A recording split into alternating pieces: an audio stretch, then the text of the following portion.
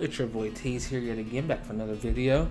And today I'm going to be doing a different type of video than the usual reactions I do. I'm going to be doing a ranking video. And this ranking video is going to be my all the JoJo's rank, but anime only, because while I have read part 7, it's been years since I've read part 7. I'm actually going to start rereading it so I can do like a manga video for this. And I haven't read part 8. I think I read like the first 10 chapters years ago, but then like I never ended up reading the rest of it, so I need to read part 7 again, then read all of part 8, and then I'm gonna do another video with the other Josuke and Johnny included. But yeah, let's start it off. Well, first off, I want to say, actually, I'll probably cut that little part out, but this is just my opinion, you know. Not trying to force anybody to like the characters I like more. I feel like with JoJo's, it's obviously like split lots of different ways. Everybody has their own favorite part, own favorite JoJo, own favorite like Joe Bro. Like personally, I might say Koichi is my favorite. Like JoJo, like Bro, followed by Polnareff. But like they'll all also be different for people. A lot of other people like Mista. I really like Caesar, but I wouldn't like put him as like my top. But I really did like Caesar. I think Baron definitely wasn't that great of a character, really. He was just there to serve for plot convenience, but whatever. But yeah, let's start it off. Okay. And at the bottom of the list, we're going with Jonathan. And this isn't because I don't like Jonathan. I know a lot of people aren't the biggest fans of Jonathan. A lot of people aren't like the biggest fans of part 1 in general and think it's slow. But I actually really like part 1, and it actually like is what got me into this series. I like a lot of people who like got into it with part 2 or didn't like it until part 3. I was like fully in love with this series by episode 3. By the fight in the mansion between him and Dio, I already became fully invested in the characters, and it really, like, spoiler warning, shocked me whenever he died in episode 9, because I didn't know that JoJo's was the type of series that was going to be switching main characters a lot like that. So I was very much like, that was the anime equivalent to, like, spoiler again, Ned Stark dying in the first season of Game of Thrones. Like, I was not prepared for that, especially not the way Jonathan went out either. That was crazy.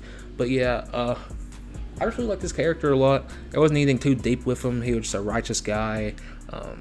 He had a good moral compass. That's like what made him and Dio such like good like antithesis to each other. I don't know if I use that word right, probably not. But like, Jonathan from birth was just naturally good, always strived to be great towards others, you know, great man. And Dio, like I say, from birth he was evil, but like might as well have been. And like that was just, that's all I like about the characters. Like in their natures, they were never gonna click to begin with, and them like colliding is what threw the entire like JoJo universe into the whole spiral that went down until like the end of part 6. But yeah, great character. Wish I would have done more with him. Wish part 1 was a little bit longer. But yeah, he was an alright character. Next on the list, we got Giorno. Okay. I feel like this is where I'm going to start getting a little bit of flack, because I don't know if there's a bunch of Giorno fans out there, but I know like there's definitely a good bit of Giorno fans out there. And I have no issue with his character. I really liked part 5 a lot. I thought it was really cool. But to me, it felt like Bucciarati. I think I might have butchered that name. Bucciarati, I think. Bruno. I'm just gonna call him Bruno. I feel like he was like more of like a main character-esque of part 5.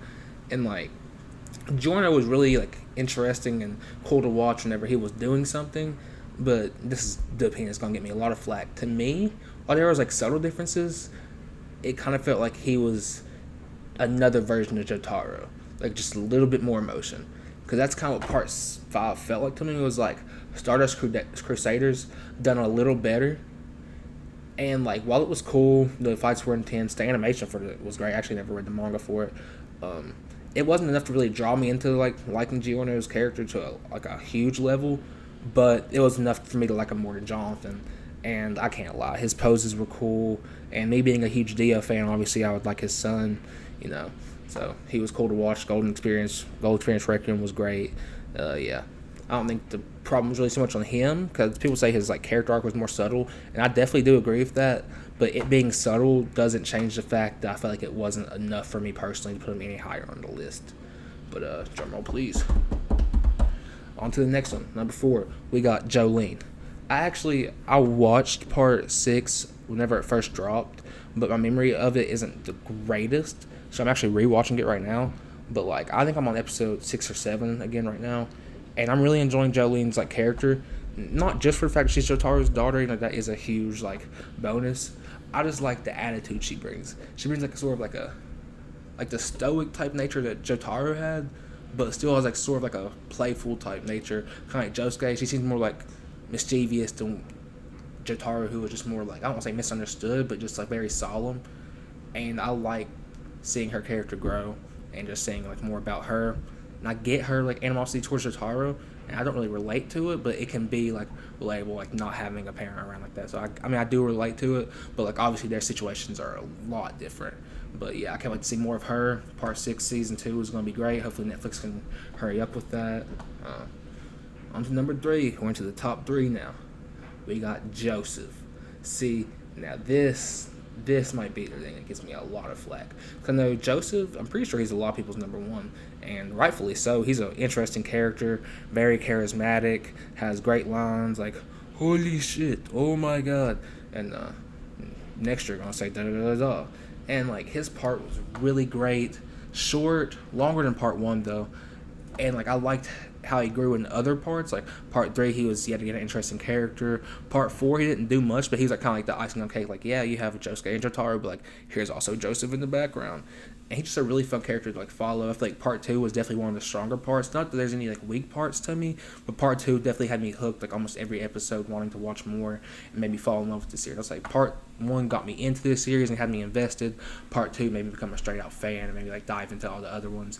I even ended up buying like I can't remember. I think it's like JoJo's All-Star Battle like game. I never played it much. Then I did play Eyes of Heaven. That game was cool. I didn't really care for the mechanics, but the story was really cool. And if they could like animate that, that would be amazing. Just see Dio over Heaven. But yeah, Joseph. There's not really too much else to say about him. So like, he was really charismatic. He gave birth to one of my other favorite. Didn't give birth obviously, but like he led to one of my other favorite JoJo's, even being a JoJo. So like I have to appreciate him for that. But yeah, up to number 2 in the top 2 now, Jotaro. I feel like a lot of people might disagree with me on Jotaro being so high, because I know a lot of people don't think he has like too much character to him, but I disagree. He might not have had a lot of character in part 3, even though like he was the main character. But like I feel like for the time period that part 3 was wrote, that's very part of the course of like main characters. Like besides like Yusuke Urameshi, I feel like Yusuke Urameshi is probably the deepest 90s like shonen main character to me. It's like Goku, he had some depth to him, but not a lot. I've never watched Fist of the North Star, so I can't speak for how much like depth can like is it Kenshiro has. I can't remember his name perfectly, but like from what I've seen, like clips of it, he seemed very like stoic, like Jotaro. So I feel like Jotaro being the way he was more of like a product of the times, and like Araki trying to like sort of conform to what was going on at the time. But seeing him in part 4 become like more of a mentor figure, that was really cool. I liked his whole thing with Koichi. Like I like how he mentored like everybody. Honestly, the fight with him, Josuke versus the Rats, is like one of my favorite fights, low key, just because like it shows that no matter like how OP he seems, he still also struggles. I like that about his character, because like in part 3, it was very much like he was a Mary Sue and could do anything. I can see why that deterred a lot of people. But I thought that pretty cool.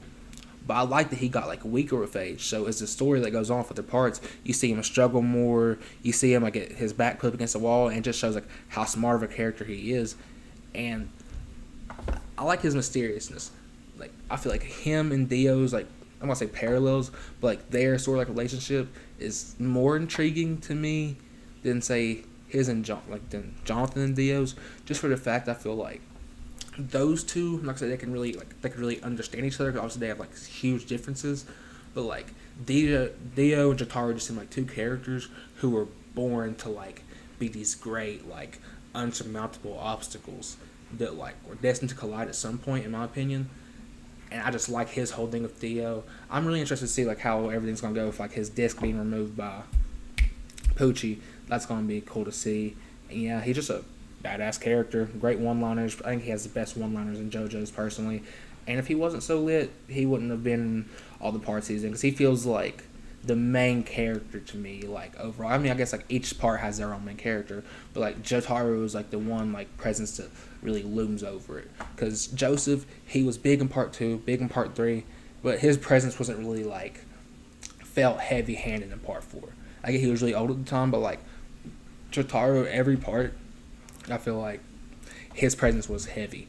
Part 3, obviously, he was heavy. He's the main character. Part 4, he was the mentor. Part 5, he wasn't there as much, but he was still connected to it in a big way because he originally sent Koichi over there to meet Giorno to find out more about him. He sent Polnareff over there. Like, he was shown multiple times, and it showed, like, he really does, like, run the things, like, behind the scenes for, like, the good guys, you know. And that's just really cool. He's the glue that holds everything together, in my opinion. But now we're up to number 1, JoJo. My personal favorite. If y'all watch the series, you know it's coming. My boy Josuke Higashikata. This might be obviously a little biased because if anybody like that knows me watches this video, you know part 4 is my favorite part by far because I got into the series before Stardust Crusaders came out, so like way back whenever I was way younger. And while I did like part 1, I did love part 2. I really enjoyed Stardust Crusaders. Part 4 was like I sat there every week, like JoJo Fridays. That cause I wasn't the biggest in the JoJo Fridays before. I let a couple episodes build up, then like binge them. But like once part 4 started coming out, I feel like every single week I had to tune in, see what was going on, see what was happening, and a lot of it would also be like the cast and like the villain Kira. But a lot of it was also Josuke because I felt like he had like the stoicness of Jotaro, but not to the point where it felt like he didn't have much besides his stoicness, like that he didn't have much of a character, which I think Jotaro has a character. Josuke, he was playful, he could be like more flamboyant. The way he thought about things was even like crazier because I mean Jotaro was just busted all around, so I feel like while he did think, it was more like he knew he could always beat what was in front of him. Josuke, it felt like he was genuinely struggling in a bunch of fights, and it was so cool to like see him think his way out of it. The fight with Kira at the end, just like the mind games they were playing, was like so great to see. I love how smart of a character he was, and also like I feel like he had a good bit of like more of lost than like Jotaro did, because obviously Jotaro didn't really lose anybody besides like the friends he made like Kakyoin and obviously spoiler Kakyoin and Abdul and Iggy, but like early in the series Josuke lost his grandfather. And like that was a big shock to me, like something that big to happen so early in the series. And he like I feel like he grew a lot as a show went on, not like too much, or maybe you just saw more of his character. But seeing his character get expanded on and seeing him mature more, and just seeing the way he got out of situations was so interesting to me. And the way he like meshed with Okuyasu and Koichi and even Jotaro, I just feel like all around the cast was great in part 4, and Josuke was a big reason for that. Like. One of my favorite things is whenever he went and shot dice with Rohan and was like scamming them.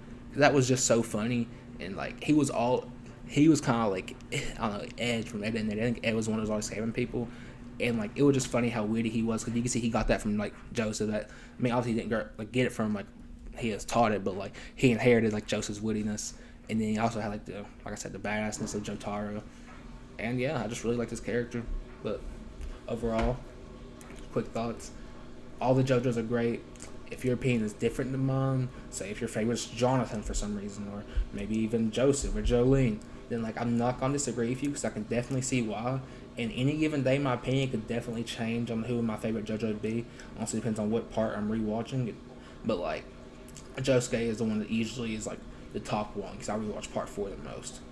And yeah, I'm gonna be doing another video, top 10 fights in the JoJo's animated, but I might switch it up and wait until after I read part 7 again and read part 8 and see if there's any fights I want to add in there. So I might just make it like a all-encompassing list, but just a heads up, it will probably just be an anime only list.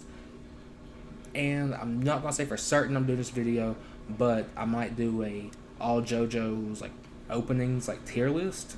So yeah, be tuned in. Nice talking to y'all. It's been your boy Tease, and I am out.